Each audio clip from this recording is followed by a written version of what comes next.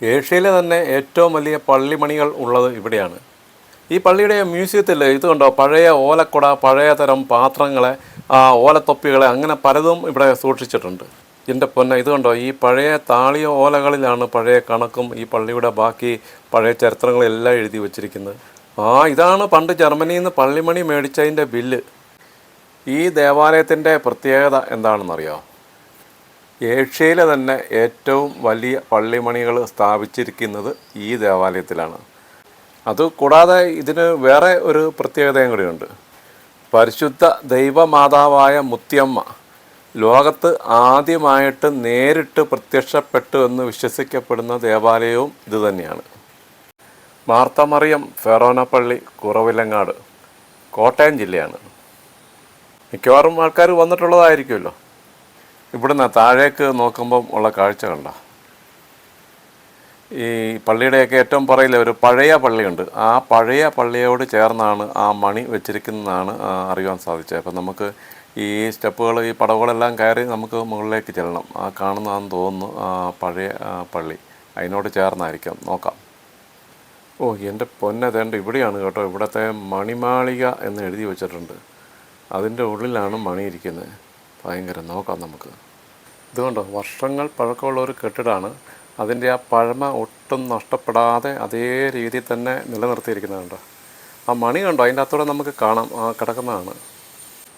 പഴയ വെട്ടുകല്ല ഇത് കണ്ടോ. അതെ, ഇവിടെ എല്ലാം വിശദമായിട്ടെല്ലാം എഴുതി വെച്ചിട്ടുണ്ട് കേട്ടോ.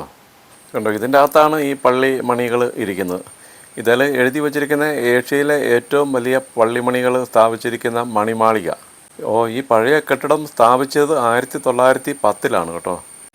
എൻ്റെ പൊന്നെ, അത് കണ്ടോ, 1911 ജർമ്മനിയിലെ ഹാംബർഗിൽ നിന്നും 30,000 രൂപയ്ക്ക് വാങ്ങി കപ്പൽ മാർഗമാണ് ഈ മണികൾ ഇവിടെ എത്തിച്ചത്. ഇത് കണ്ടോ, ഇതാണ് ആ മണികൾ. എൻ്റെ പൊന്നോ, ഇത് കണ്ടോ, 3 എണ്ണം ഇതിൻ്റെ പുറയിൽ ഇങ്ങനെ വെച്ചിരിക്കുകയാണ്. കണ്ടോ, അങ്ങേ അറ്റത്ത് കിടക്കുന്നത്.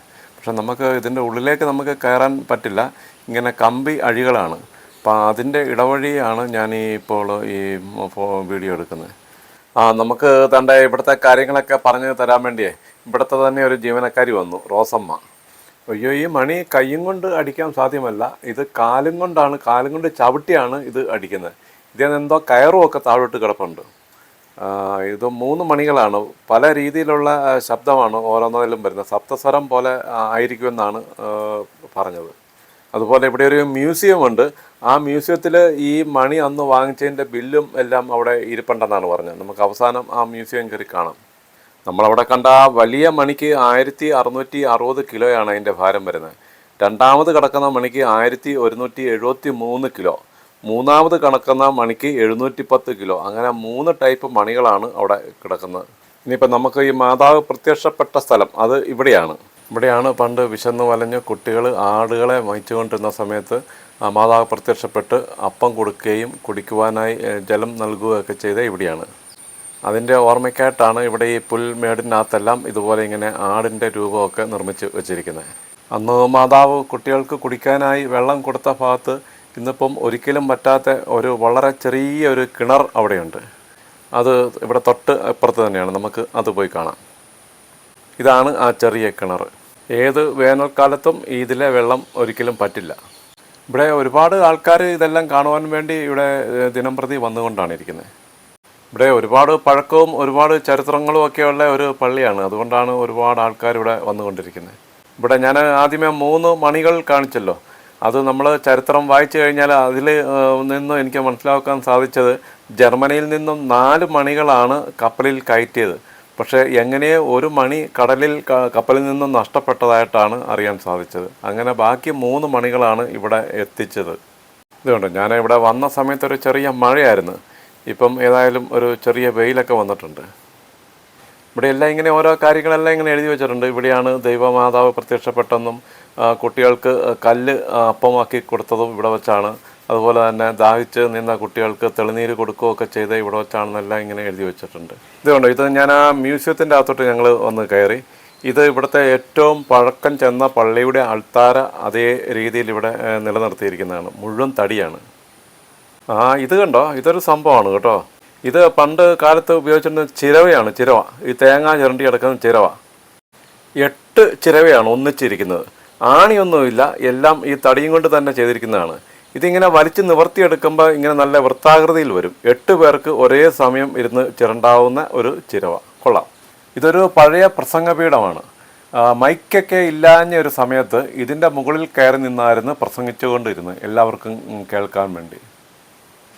ഇതും അതുപോലെ തന്നെ ഒരു ചിരവയാണ്, 8 പേർക്ക് ഇരിക്കാവുന്നത്. ഇവിടെ ഇപ്പം 8 8 16 പേർക്ക് ഒരേ സമയത്ത് ഇരുന്ന് ചിരണ്ടാവുന്ന ചിരവയായിരുന്നു ഇവിടെ. എൻ്റെ പന്നെ, ഇതൊരു സംഭവമാണ് കേട്ടോ. ഇതൊരു നിക്ഷേപ മുറിയായിരുന്നു. ഇത് കണ്ടോ, ഈ സാധനം എന്നാണെന്നറിയോ, താഴാണ്. 7 താക്കോലിട്ടാണ് ഇത് പൂട്ടുന്നത്. അത് ഈ 7 താക്കോലെന്ന് പറഞ്ഞു കഴിഞ്ഞാൽ 7 പേരുടെ കയ്യിലായിരിക്കും 7 താക്കോല്. ഇത് തുറക്കണമെന്നുണ്ടെങ്കിൽ 7 പേരും കൂടെ ഒന്നിച്ച് വന്നെങ്കിൽ മാത്രമേ തുറക്കാൻ പറ്റത്തുള്ളൂ. അപ്പോൾ ആ കാര്യമൊക്കെ എനിക്കിങ്ങനെ പറഞ്ഞു തരുവാണ്. അത് സംഭവം കൊള്ളാം. അല്ല, 7 പേരും കൂടെ ഒന്നിച്ച് വരാതെ ഈ റൂം ഇത് തുറക്കാൻ പറ്റത്തില്ല. ഇവിടുത്തെ എഴുതി വെച്ചിട്ടുണ്ട്, നിക്ഷേപ മുറിയായിരുന്നെന്നും വിലപിടിപ്പുള്ള സ്വർണവും മറ്റു കാര്യങ്ങളും എല്ലാം സൂക്ഷിച്ചുകൊണ്ടിരുന്ന ഇവിടെയായിരുന്നെന്നും ഒക്കെ. ഇതൊരു പഴയ മണിയാണ്, പക്ഷേ ഇത് ചെറുതായിട്ടും തട്ടിയാൽ മതി, നല്ല സൗണ്ടാണ് ഇതിന്. ഇവിടുത്തെ ഒരുപാട് പഴയ വിളക്കുകളെ അങ്ങനെ കുറേ സാധനങ്ങളുണ്ട് കേട്ടോ ഇവിടെയെല്ലാം. ഇതും 7 താക്കോലിട്ട് പൂട്ടുന്നൊരു പഴയ ലോക്ക് അഴിച്ചു വെച്ചിരിക്കുന്നതാണ്. പണ്ട് നേരത്തെ പൈസ ഇരിക്കുന്ന